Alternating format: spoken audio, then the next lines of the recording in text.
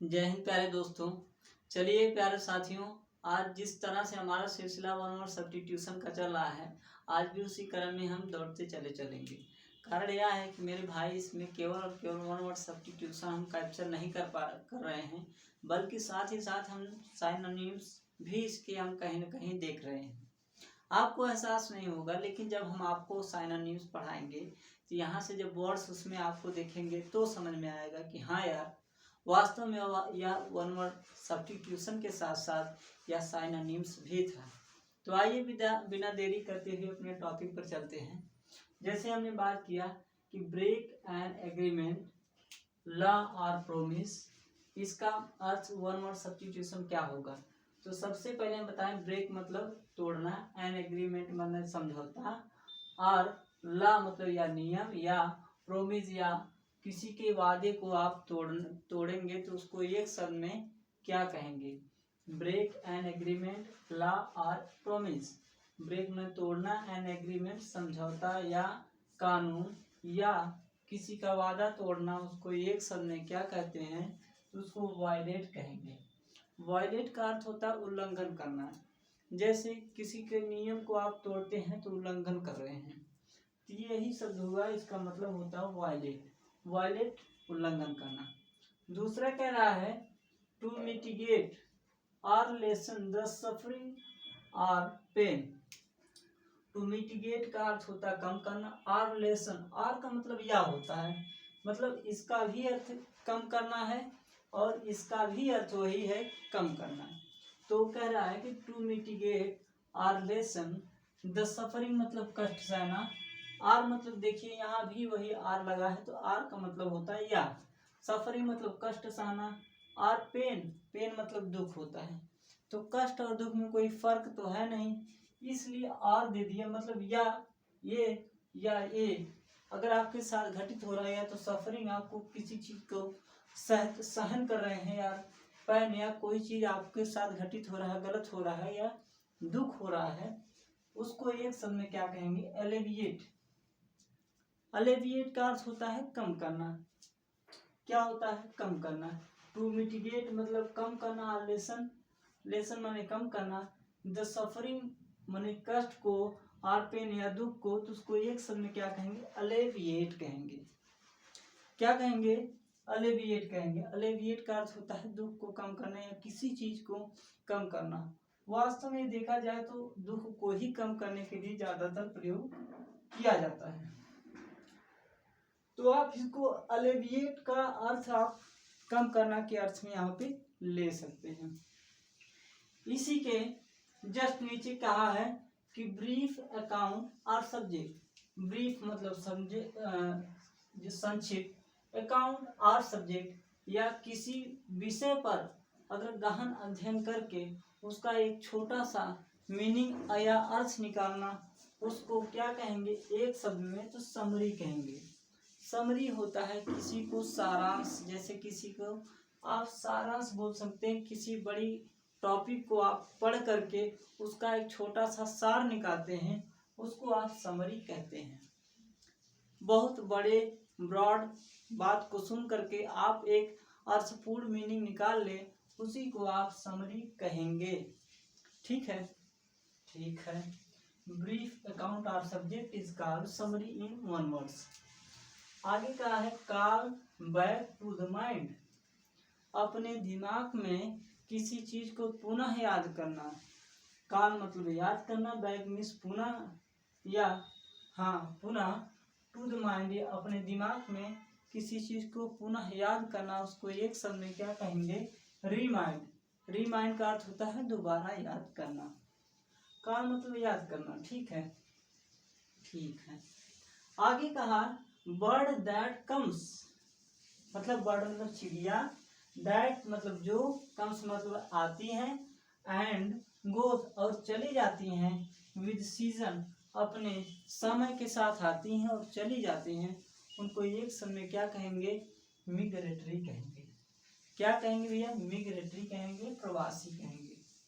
जैसे आप कभी आएंगे इलाहाबाद में, इलाहाबाद में एक मेला लगता है जो गंगा नदी के किनारे लगता है, तो वहाँ पे एक महीने तक मेला लगता है।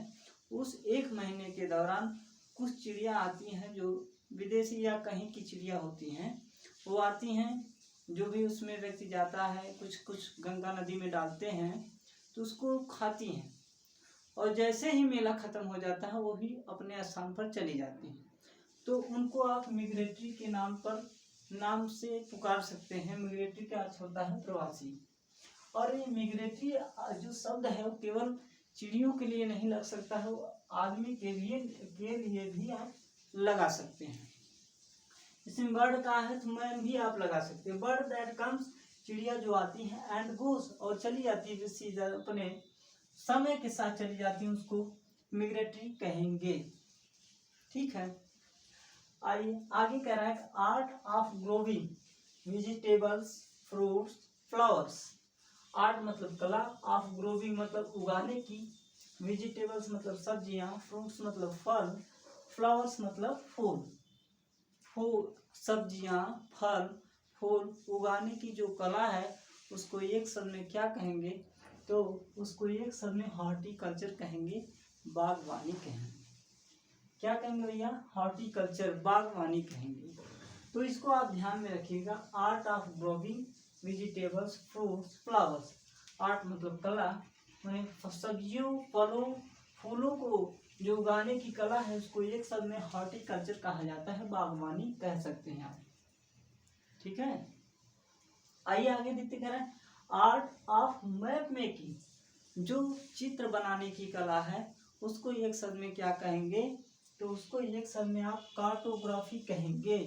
कार्टोग्राफी का अर्थ होता है चित्र बनाने की कला, आपका एक शब्द में कहलाती है। Art of map making is called cartography in 1 words. आगे कहा है एनिमल्स विद 4 लेग्स और 4 फीट, ऐसे जानवर जो 4 पैर वाले हैं उनको एक शब्द में क्या कहेंगे?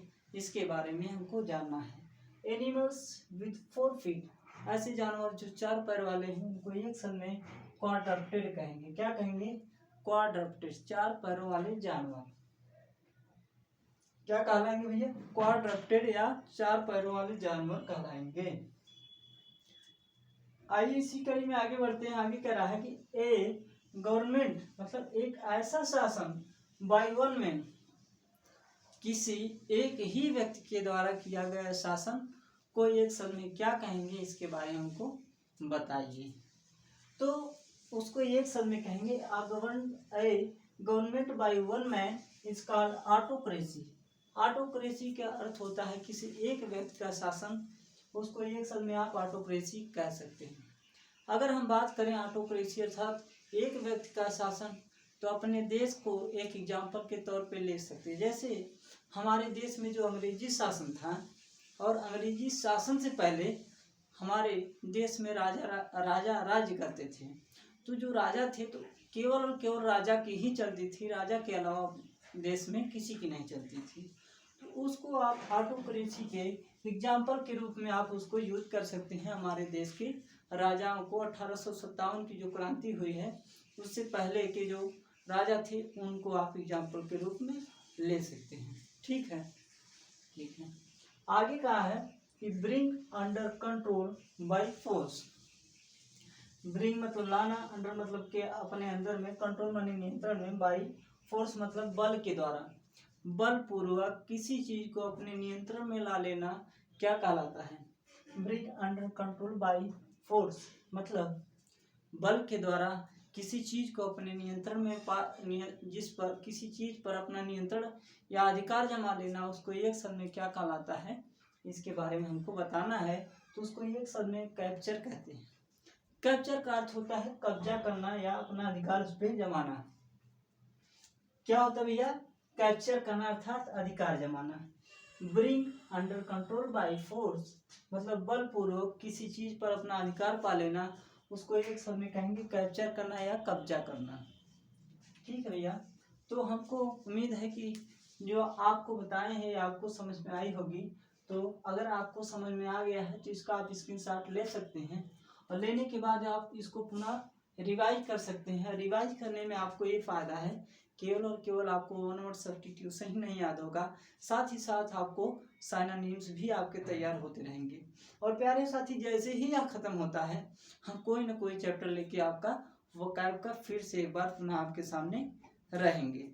तो आज के लिए इतना ही, फिर मिलते हैं आपसे नेक्स्ट सेशन में। तब तक के लिए आपसे अलविदा होते हैं। जय हिंद।